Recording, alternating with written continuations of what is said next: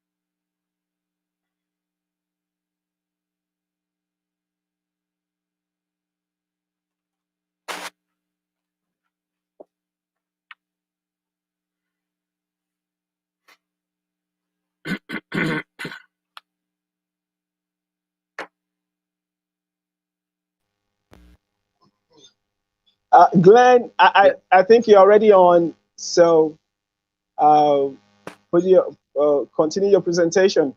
Okay, so I'll start now. Well, Oh, thank you very much. okay, thank you all for coming, those live and those that are will be watching later on. My name is Glenn Krause, and I am from the United States, from the Chicago area, and I was in education, public education, for 37 years. I taught for 8 years, and then I was a high school counselor for my last 29 years. And I have put together a workshop. We offer our organization, which is the Collaborative School Institute, we offer a workshop that's 3 hours online and it's live. And we offer it every month on the collaborative school process. So we're going to talk, and it's about teachers and administrators working together. That's what this is all about, and building trust and healthy relationships for the benefit of themselves and the benefit of the students. So the first slide, now you can think about yourself here. We've all, most people don't stay in the same job all the time. So for those of you who have left a job, whether for whatever reason, just look at these and see which reasons you left a job for, or which reasons you're still in your job that you don't care for. And we've all experienced these.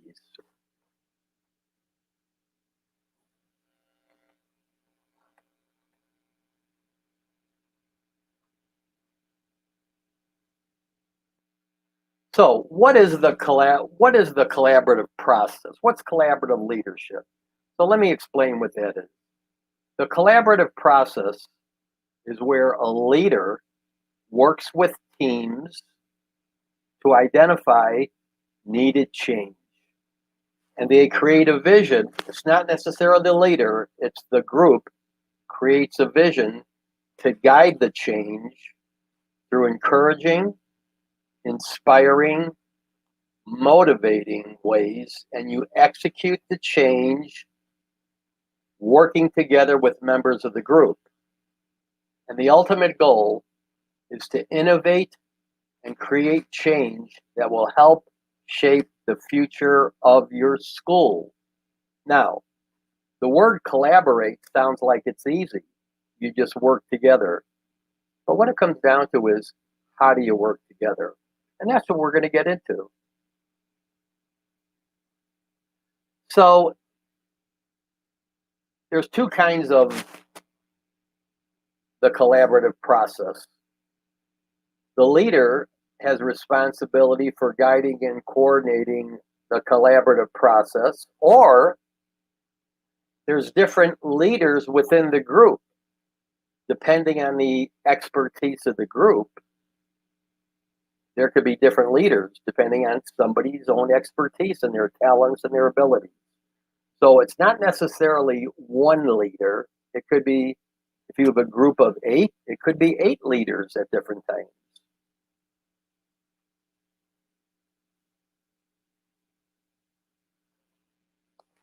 So it's not the leader's job to decide, it's the group's job to decide. So the collaborative process, you lead the process, not necessarily the group. So let me give you a concrete example. Let's say a group of 10 people are interested in accomplishing something, and 6 people want to do it, and 4 people don't. Well, then the group does what the 6 want, because 6 votes for more than 4.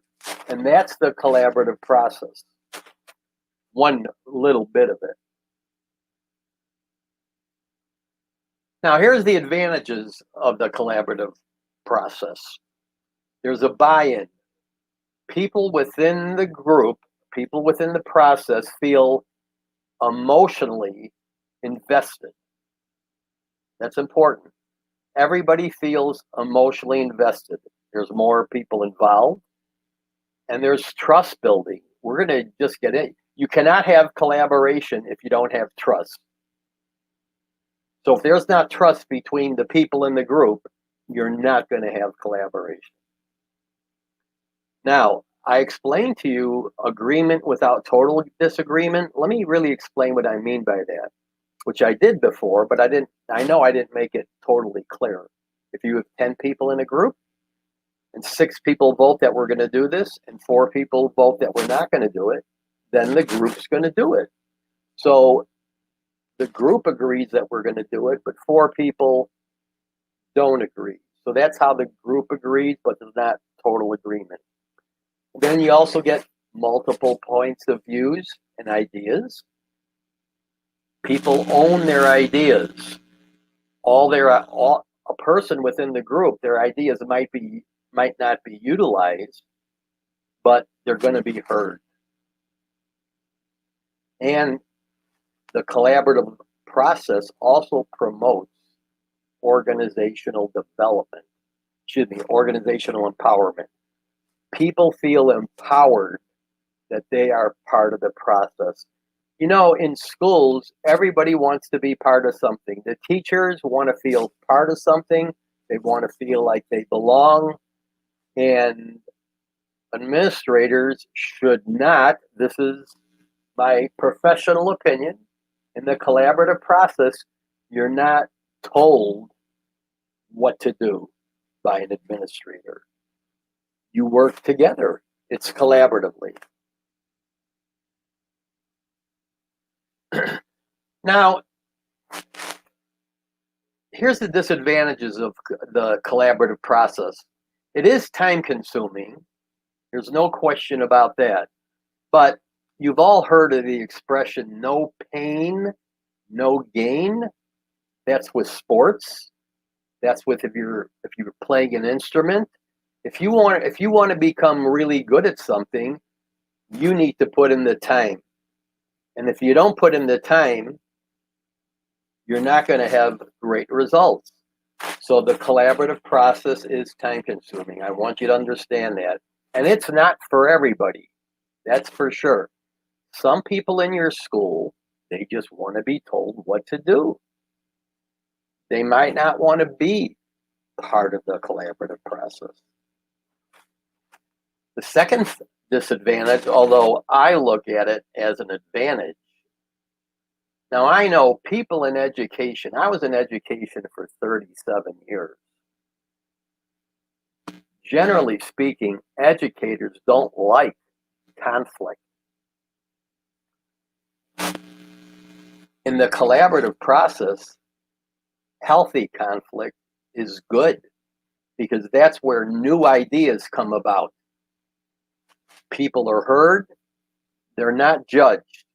You might not agree with what a person says, but they're not to be judged like, oh, how could you say that? That's a terrible idea. So you don't have to agree with the person, but you respect their idea or their opinion. And this is one of the hardest things. To be a collaborative leader within the collaborative process, it's not about you. So if you have a huge ego and if you want all the credit, you are not going to be a collaborative leader because the credit goes to the group, not you. So if an administrator wants all the credit, he's not going to be a collaborative leader. I had a principal once. The last high school I was at, I was there for 24 years. And I retired May of 2018. So this workshop that I have is sort of like my way of giving back and helping teachers and helping administrators. So my principal said to me, boy, everything that that works well in this school, I get the credit, and that makes me feel good. So I said to him, why should you get the credit? Why shouldn't everybody who's involved get the credit? Or if it was somebody else's idea, why wouldn't they get the credit? Ever since I mentioned that to my principal at the time, he never brought that up again. I never heard him do that in my last 8 years that I was at that school. So if you're going to lead without ego. If you have a big ego, get rid of it. Just a suggestion. Okay, so who are good collaborative leaders? Who can really implement the process? You've earned the trust, respect, and the confidence of your group members. They have to have that if you're going to collaborate. You have to have integrity, show fairness, and you have to have tolerance for different point of views. Again, just because you don't agree with somebody, respect their view. And you need to know how to understand how to use conflict. So you have to have the ability to restate ideas and issues. Now, that's something that we're not going to get into here, because what I've done is I've taken a 3-hour workshop and I've crunched it down to about 40 minutes. But one of the things we get into in our workshop is how to be a good listener and an effective, active listener. Let me briefly explain what that means. When you're an effective listener, you actually, not only do you listen to them, but you actually hear them. You listen closely to what they say, and when you respond to the person, you're responding to what they said, because this is what happens usually when two people are talking. If I'm talking to a friend of mine, he's really not. He hears me, but he's not listening to me. He's not really listening. So when I'm finished talking, and it's his turn to talk, what he says to me has nothing to do with what I said. So he heard me, but he really didn't listen. So we show you how to become an effective listener. And that's part of one's ability to restate ideas and issues. And also, you have to understand the group process. How do groups work? And you need to understand the dynamics of each individual within this group. So there's a lot of psychology involved. And as a collaborative leader, you can do this if you want. You don't have to, but you also want to teach other people the collaborative process. So you can be a teacher. You don't have to be an administrator. You could be a school leader without being a school administrator. And you could teach other people the collaborative process also, even as an administrator. And as I mentioned, the last thing, it's not ego driven. So we're going to go on to the next slide here. So how do you practice this process? As I mentioned, you lead the process, not the people, but obviously the people make up the process. Everyone gets heard, everybody feels safe, and nobody gets judged. 3 key elements. Now, because you need to know how to mediate conflict, maybe if you are a school administrator, you should find out how to mediate healthy conflict. Now, I want to share this with you. This is a service that our organization, the Collaborative School Institute, offers. We can, if there's a problem with anybody in your school, whether it's an administrator and a teacher, whether it's two teachers, whether it's two school administrators, whatever. And if you just don't know how to handle this, we could bring in professional mediators to help you. And they have about a 95% success rate within 1 hour. It's not a binding contract. They have no emotional investment with either party, and they are experts in mediating conflict situations. And if you don't want to do that, fine, but you, as a leader, should know how to mediate conflict. Another practice on doing this is when you have your group together, you brainstorm, you research, and here's an idea that most groups don't do. Bring in other people from outside the group who have expertise in what you're trying to accomplish. And in the collaborative process, everybody is held accountable. You're accountable to yourself, and every member of the group is accountable to themselves and everybody else. So everybody's accountable. There's a checks and balance system there. And if you say you're going to do something, you do it. There's no excuses. That's your responsibility. And if there's 8 members of the group and all 8 members say, okay, I'm going to have this by the next time we meet, then that's part of being responsible. Everybody's held accountable.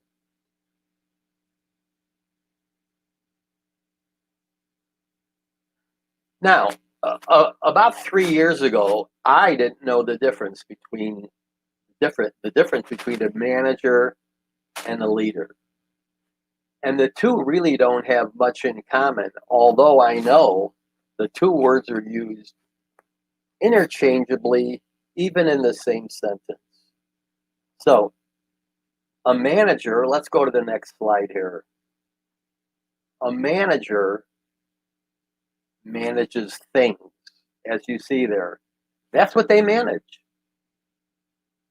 So, what happens if a manager wants to manage people? I will share with you what happens. The people who are being managed, you put a lid on their slices of genius that they have within them to help the group really make changes. So if you're going to be a manager, manage things. If you manage people, then you're usually what I call a top-down manager. So you're a boss. And I know the word boss is used interchangeably like a leader. But if you're a boss, my perception is you tell people what to do. If you're a leader, you inspire people. And that's what good leaders do. That's what great leaders do. They inspire people. Let's go to the next slide here.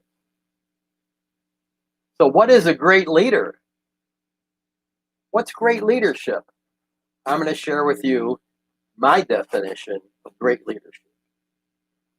A great leader takes ordinary people and they have them do extraordinary things.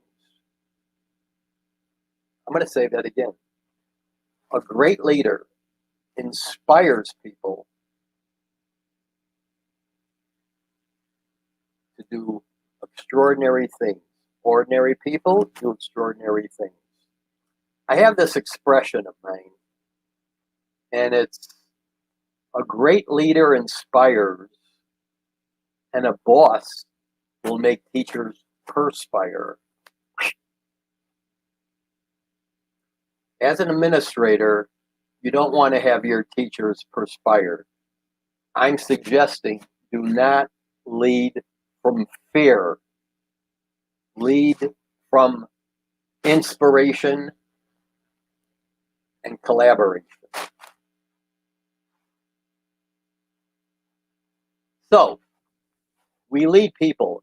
You could have a great leader and a poor manager. The ideal situation is a great leader and a great manager. Now, let's look at the top one there. You could have a great leader. He or she inspires, they motivate people, but they're a poor manager. So when it comes to budgets and payroll and this and that, they're just a poor manager. So ideally, a person needs a lot of skills to be a great leader and a great manager. And let me say this, just because a person is a great teacher, to be a great leader and a great manager, those are completely different skill sets from being a great teacher.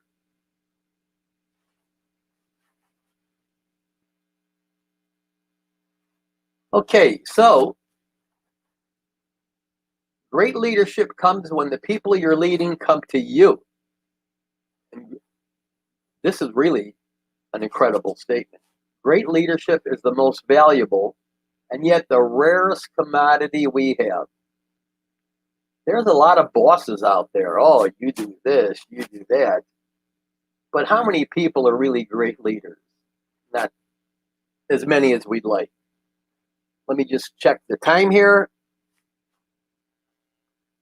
Now, this is my own personal opinion, or I should say professional opinion.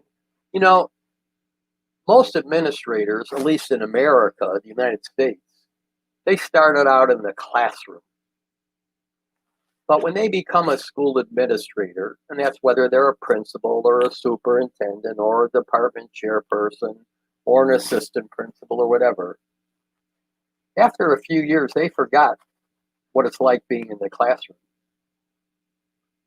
So my suggestion is any school administrator, they should be teaching a class in the classroom to students once a month.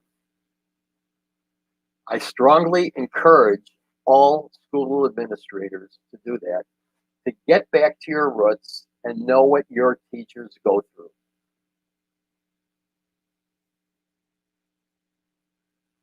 So the collaborative leadership and the collaborative process, I'm not going to go over all of these, but you need to, up on top in the red, you need to actively listen, be a good, effective listener.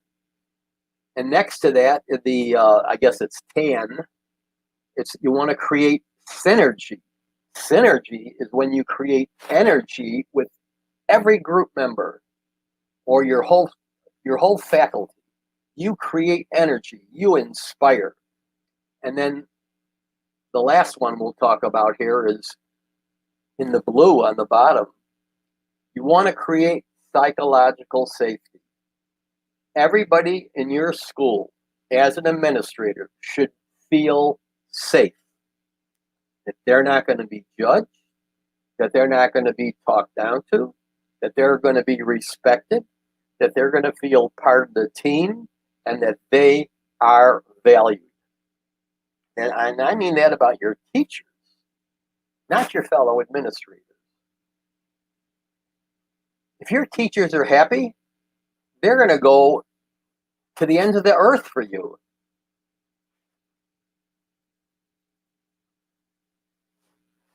Now, I don't know who out there is an administrator or who's a teacher, but just on a sheet of paper, write down one or two things that certified staff would want from you as a school leader or if you're a school leader.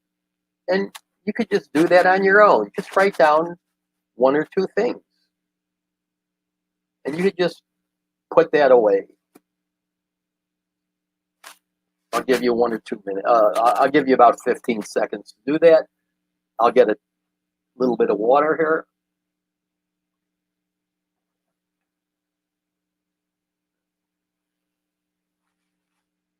Okay. So we're going to talk about a little bit of conflict here. Healthy conflict. This is healthy conflict. And I know there's a lot of people out there, whether you're a teacher, whether you're an administrator, you're not going to agree with this. And that's all right. Okay? Creative abrasion or creative conflict is healthy. Differences are healthy because that's how new ideas come. That's how you could really, really change your school to the better. I'm not saying you have a bad school, but you should always want to continue to strive to improve your school. Creative solution. You want to have the more ideas you have, the more creative you could be. Now it mentions Google and Pixar. I don't know if everybody's heard of Google, but Pixar is a company in the United States, and they make most all the movies they make are animated. They're all animated movies, and those two companies use the collaborative process to do their problem solving.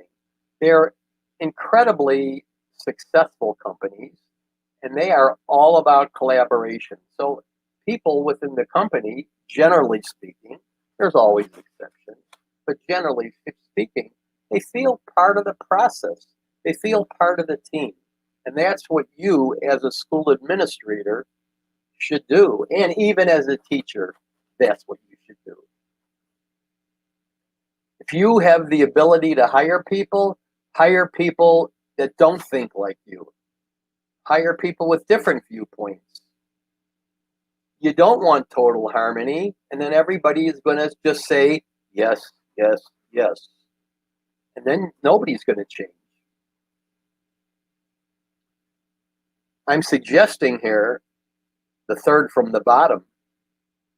Collaborative leadership really means you, as a school administrators, are on the bottom of the organizational chart. How many organizational charts do you see where the leader is on the bottom? The leader is always on top. I'm suggesting the leader should be on the bottom because you are serving everybody else. You lead without ego. And I know by sharing these things with you, I'm not saying you have to agree. I'm just giving you a different perspective because that's what the collaborative process is. Okay, the second one from the bottom. The leader sets the stage. The leader doesn't perform on the stage. The example I gave you about my principal, he wanted to perform on the stage. The administrator, the leader, doesn't perform. They set the stage and the group performs. Remember, a great leader brings out everybody's slices of genius. So here's some 3 collaborative leadership characteristics: trust, school culture or school climate. In the United States, in the education world, it's referred to as climate. In the business world, it's culture. And then characteristics of culture and trust. So let's briefly go over some of these. To create trust, teachers should trust the principal, but to do that, principals also need to trust the teachers. So it's reciprocal. There's trust between teachers and principals and school administrators, and trust is earned. Just because you are a school administrator, that doesn't mean people even should respect you or even trust you. It has to be earned. You have to have empathy. You have to really care for the people who work with you. If you're a school administrator, I'm suggesting you don't have to do anything, but I'm suggesting you really have to show your teachers that you really care. So that's empathy. Inspire your teachers. Celebrate and compliment individual and team progress as soon as possible. People like to hear positive feedback. And you need to have trust in yourself and your abilities. Now, this is a tough one. Not everybody's confident who they are. If you want to be really great or good in the collaborative process, you need to feel pretty comfortable who you are. Lots of times when people give you constructive criticism, you don't even take it constructively. You might get defensive.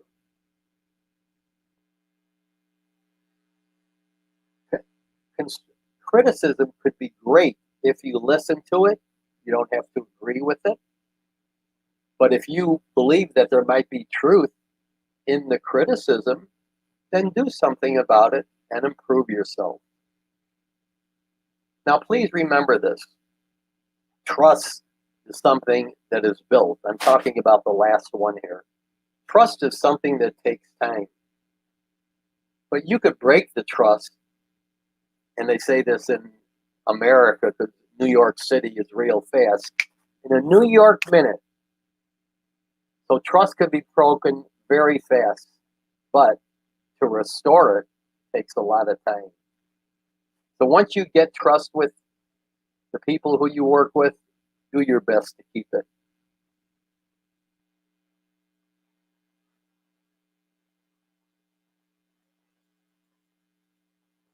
Let me quickly check the time here. Okay, you want to talk straight, you want to be transparent, have people be accountable, and keep your commitments. If you say you're going to do something, do it. It's that simple. And trust is the foundation of collaboration. Without trust, you can't have collaboration. Let's briefly go about school culture. You cannot change the culture of the school or the climate of the school if you yourself, as a school administrator or principal, don't change yourself.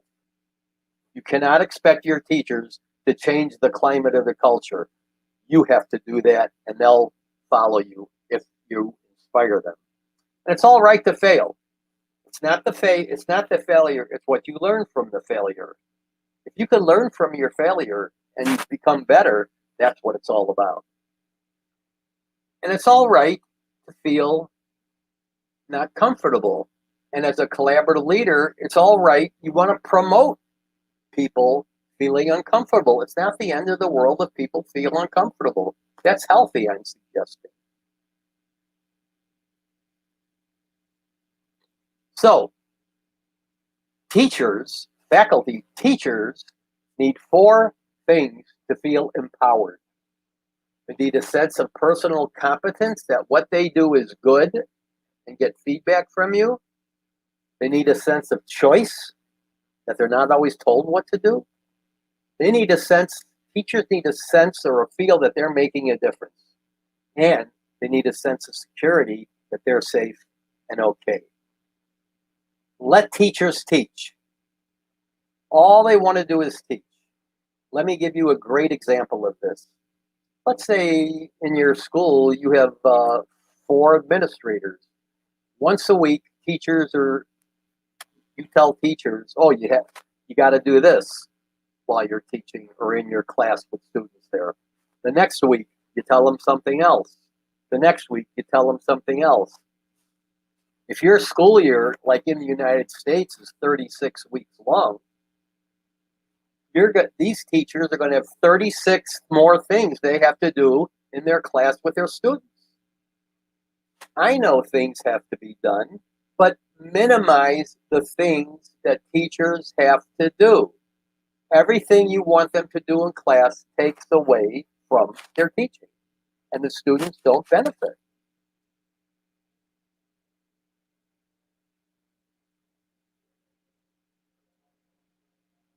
Okay, here's characteristics of culture of trust. Make sure the staff enjoys the work. They want to let teachers enjoy what they do. Now, these are buckets. Each bucket represents the emotional bucket of the teachers or the people you work with.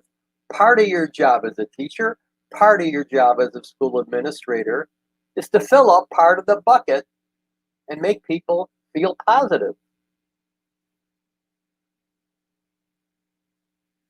Now, the last thing here, we're going to do something a little interactive. This is a survey.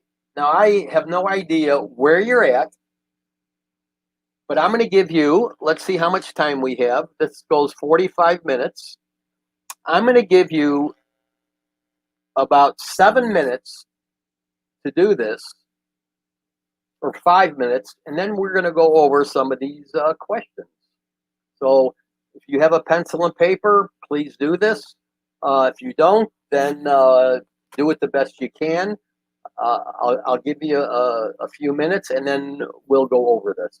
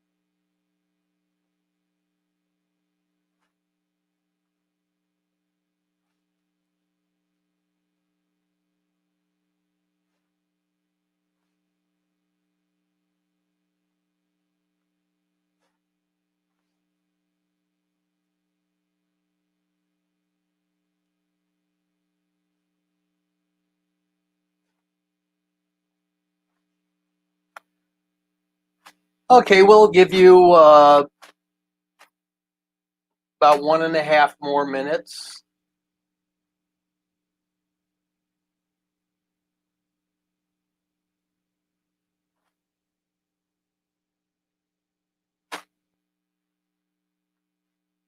I have no idea whether I'm giving you enough time or not enough. We'll see. Because I don't think anybody can share anything in the chat here.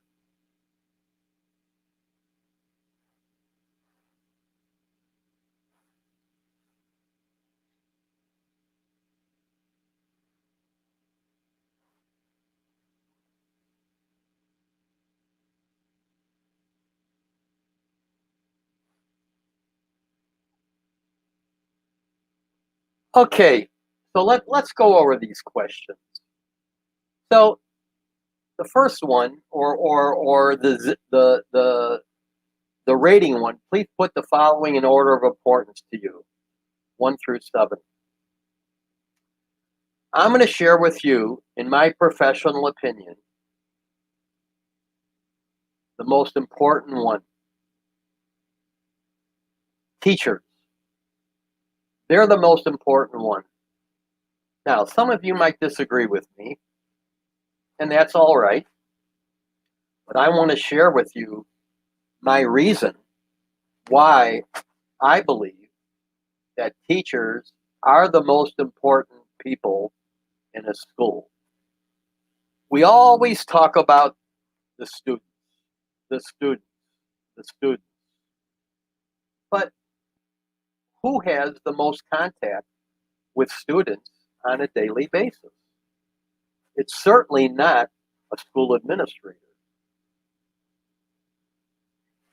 The teachers have the most impact on the students in any school. That's whether, even at the college level, it's the teachers, the professors If you have happy teachers, I truly believe this. I truly believe this. A school principal or a school administrator's main job is to keep the teachers happy. Let the teachers worry about the students. Because if the teachers are happy, they're gonna they are gonna go do anything for you guys as administrators. Teachers, they're invested in what they do with their students. They love their students. But if they got to put up with so much stuff from administrators, especially bully administrators, that drives teachers away. And I got to tell you this, in America, in the United States, we have two pandemics. We have the coronavirus, which is going throughout the world. But we've had another pandemic that's been going on for, I'd say 3, 4, 5 years in the United States, if not more. And that's teachers leaving education because they're so stressed out because of terrible school administrators. Now, I'm not saying every school administrator is terrible. I'm not saying that. There are a lot of great ones, but there's some that aren't good at all. And just because you're somebody was a good teacher or a great teacher doesn't mean you're going to make a great school administrator. Those are different skill sets, But keep your teachers happy. That's my reasoning. They have the most impact on your students. Now, question 2 through 6. I allow myself to be vulnerable with the people I work with. I know in some cultures, especially a man, if you show you're vulnerable, that's weakness. I suggest just the opposite. If you show you're vulnerable, it shows that you're real. It shows that you're genuine. It shows that you're admitting that you made a mistake. Number 2, what would you rate your trust with your teachers? That's self-reflective.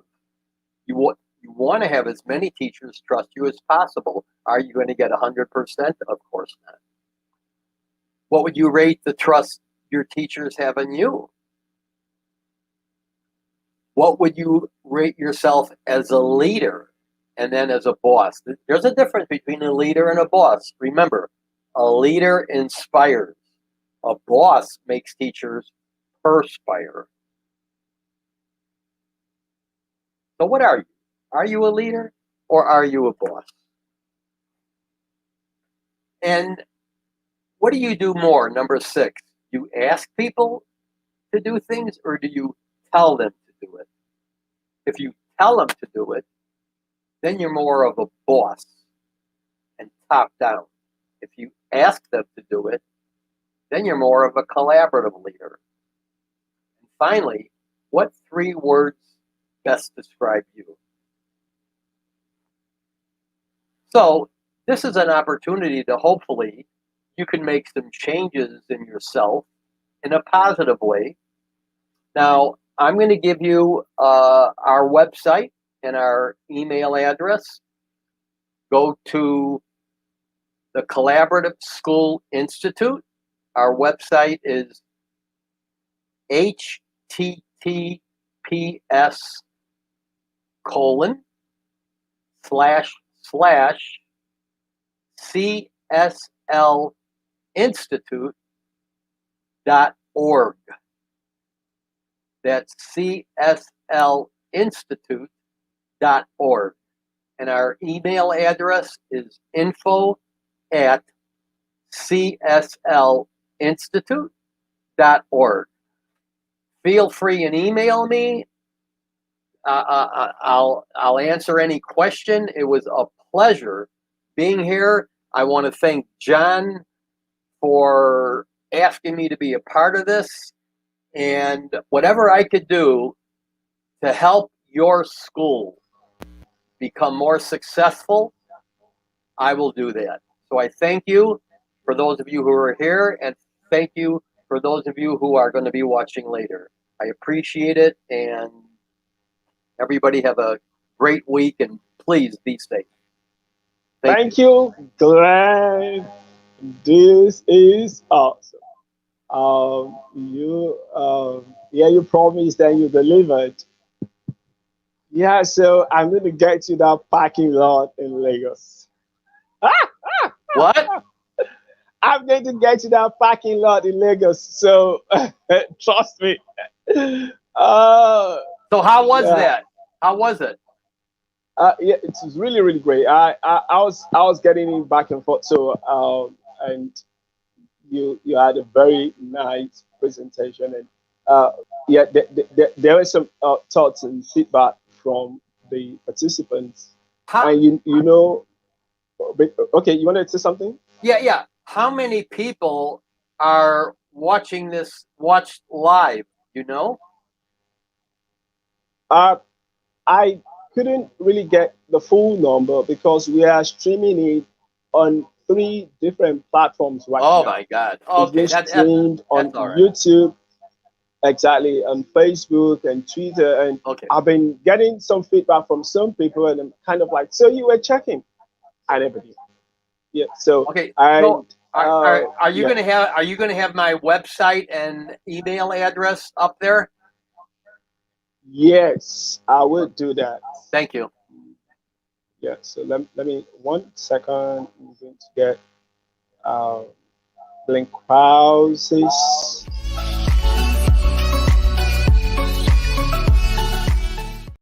Oh, we got music going. Hi, Janet. Exactly. Hey. Hey. Yeah, bring it out, DJ.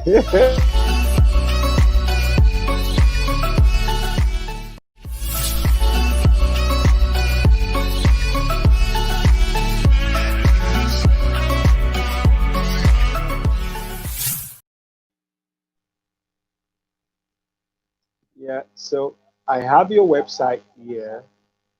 So I'm going to flash on it. So people are going to see. Hey, I want to So thank you. that's I want to thank you very, very, very much for inviting me.